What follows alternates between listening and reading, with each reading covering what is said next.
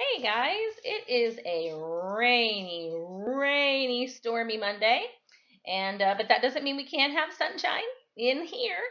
So it is yucky. I'm thankful that I get to be home today and not have to go out and run around in the yuckiness of this weather. But it's okay because I just got all of my flowers and things planted the other day, and so God is watering my flowers for me today.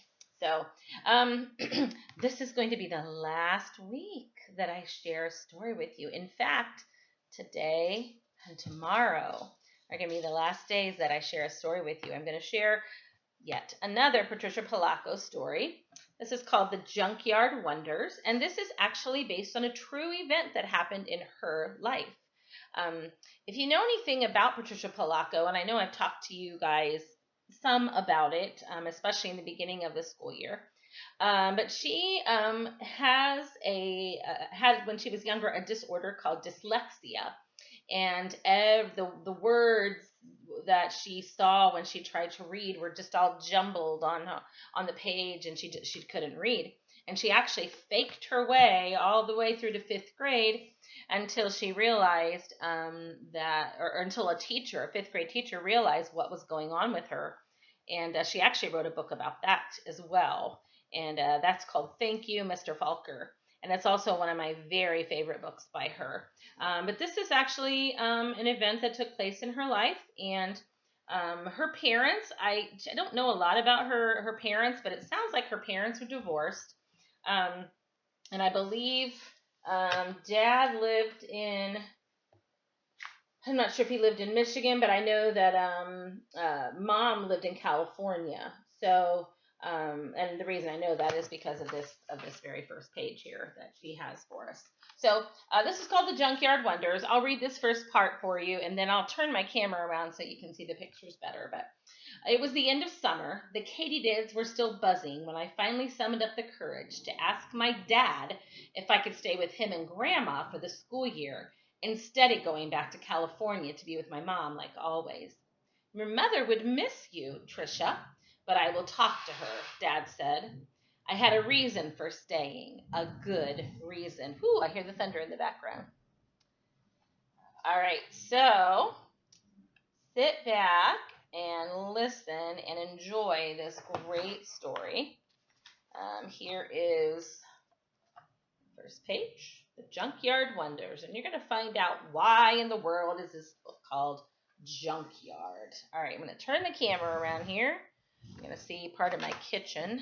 I moved to a different spot because the light in the other room was really, really bright. And let's move this down a little. There we go. Perfect. All right. My heart sang as I walked to school with all the kids on my grandma's block on the first day of school. My mother and father had decided that I could stay just for 1 year there with my father and grandma in Michigan. In my old school in California, the kids all knew that I had just learned to read, that I used to be dumb. Everyone knew that I was always in special classes. Here, no one would know. No one would tease me, and I already had a new friend, Kay. But when I got to the front steps of the school, all of the neighborhood kids ran off to their classes, and when I saw Kay and waved to her, she didn't wave back. I just stood there, not knowing where to go, and when I showed two strange girls my class card, they got funny looks on their faces. You're in Mrs. Peterson's class, they said. Upstairs, room 206. Room 206. I found it. In the classroom, a gawky boy I'd never seen before yelled out, "Hey, the name's Tom, not spelled Tom, but Thom. Sit here next to me." He had huge, dark-rimmed glasses that magnified his eyes. I sat down. I looked around. Everyone seemed really different in one way or another. I couldn't put my finger on it. Suddenly, everyone snapped to attention. Our teacher was standing in the doorway. Short and stout, she seemed a little scary and brusque, but her eyes were friendly. I was sure of that. She walked up to the podium at the front of the room and slammed an enormous dictionary on top of it. Then she adjusted her glasses, and without saying hello or how are you, she started reading in this no-nonsense voice. The definition of genius, she began.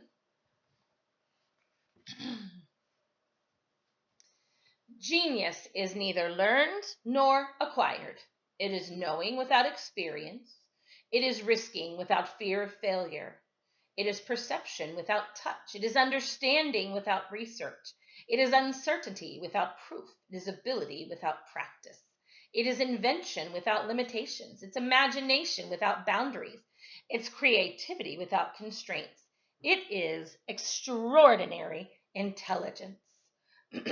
Then she took a deep breath, slammed the book shut so hard it sounded like a gunshot. Welcome to the junkyard. I'm your teacher, Mrs. Peterson. She started walking around the room looking at each of us. I want you all to write the definition on the blackboard. Post it on your mirrors. Look at it every day. Memorize it.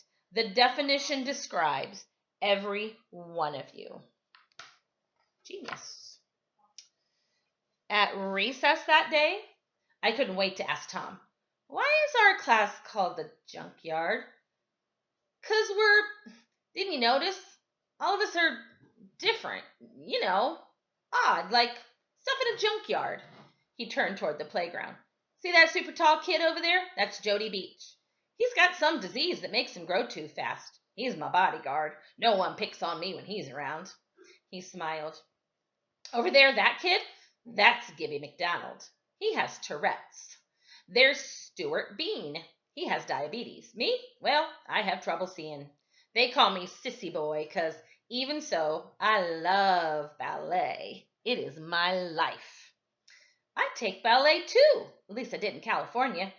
I knew there was something about you I liked, Tom said. I felt I had found a soulmate in Tom, and soon he thought Jody was nifty, and so did I. But it only helped a little.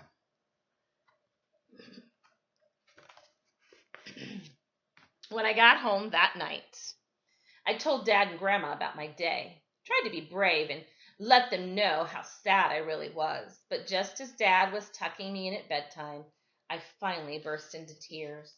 Oh, Daddy, I've been put in a special class again. It's called the junkyard. Junkyard? What junkyard? My dad asked. That's what everybody calls our class.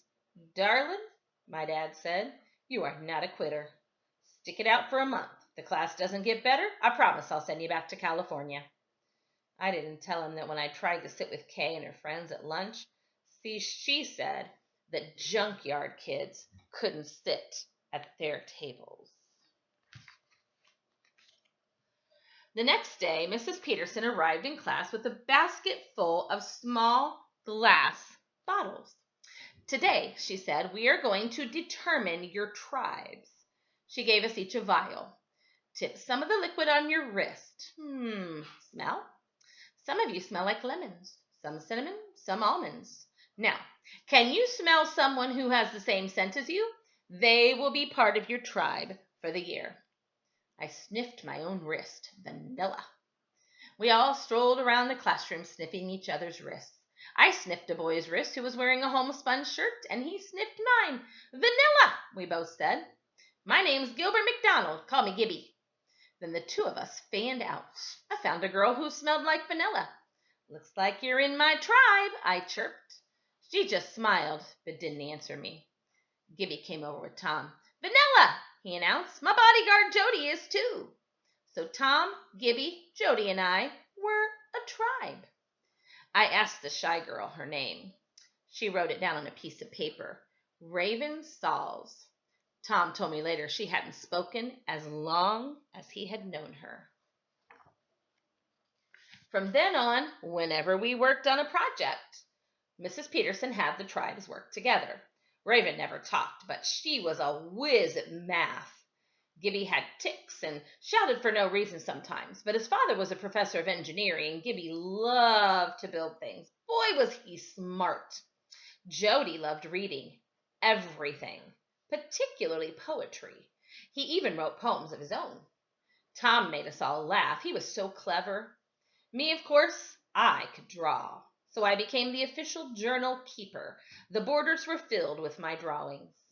It wasn't long before Tom, Jody, Gibby, Raven, and I were best friends. We did almost everything together, even after school. We visited Jody, who lived out on a farm east of town. His mother decorated cakes, and she was working on the tallest wedding cake I had ever seen. We all helped her. One night, Gibby had set up a telescope in his back field and invited the whole class over to look. We could see Saturn with our naked eyes, but with the telescope, we could see Saturn's rings. We never did go to Raven's house. She lived in a foster home, and I don't think she was happy there. But her foster mother let her paint beautiful designs on silk from an old World War II parachute, which she brought to school to show us. My dad arranged for the whole class to go to a neighbor's farm and have a hayride that took us way off into the fields. Our class was special, all right. The Junkyard kids were pretty amazing to begin with. And Mrs. Peterson showed us how to shine. She even helped us make badges that said the Junkyard Wonders. So you can be proud of who you are, she said. That day, we got the badges. This mean boy, he came running up to us. Weirdos, retards, now you even wear dumbbell pins. A boy named Barton Poole grabbed the pin off my shirt. I started to cry, but then Tom and Gibby ran at Barton and his friends. Right, one of his friends said. Now, Twinkle Toes and the jerking fool are going to hurt us. We're so scared. Just about then, Jody, big, wonderful Jody, appeared from nowhere. The mean boy sure backed off. Someday, you aren't going to have this freak to guard you, Barton snarled as he stalked away. That day, Mrs. Peterson could see that we were badly shaken. Gibby finally spoke up. Mrs. Peterson, he said, we're all junkyard kids, even though you try to make us feel better about it. We're throwaways, junk, and everyone knows it. Oh, my dear, that's where you're wrong, she said wistfully. Every one of you is my wonder. Don't you realize what a junkyard really is? Place for things that nobody wants, Jody answered. Oh, it's a place full of wondrous possibilities. What some see as bent and broken throwaways are actually amazing things waiting to be made into something new, something unexpected, something surprising. We all looked puzzled. All right, class, get your coats. We're walking to the Melvin Beach junkyard right now, she exclaimed. At the junkyard, Mrs. Peterson stopped us. Now, form into your tribes. Then collect everything that you think could be made into something new. Remember, Wonders, here's your chance. Forget what the object was. Imagine what it could be. Each of the tribes set off across the junkyard collecting wheels and doors, handles, latches. We vanillas hadn't gotten just the right junk, though, until almost the end of our visit. As Jody, Raven, Tom, and I were climbing over our last pile of assorted junk, Gibby called to us. He was standing under a shed roof, looking up. There, hanging from the roof strut, was an old wrecked model airplane. Ah, Gib, that's just an old torn-up plane, Tom said, running to leave. No, Gibby said. It's a beauty. I see it. We are going to rebuild it into something bigger, better, and something wonderful, something that will defy gravity itself. This plane is going to fly all the way to the moon. There was such wonder in his eyes that we knew we had just what we needed. And we're going to stop there, but I'll show you a picture when they get back to the classroom with all of their junk, with all their stuff. Their potential is what they had there. All right, so that is part 1 of this really great story, one of my favorites. So I hope you guys are having a great day and enjoy the sunshine when it comes back to us. And we will talk to you soon. All right, I love you guys.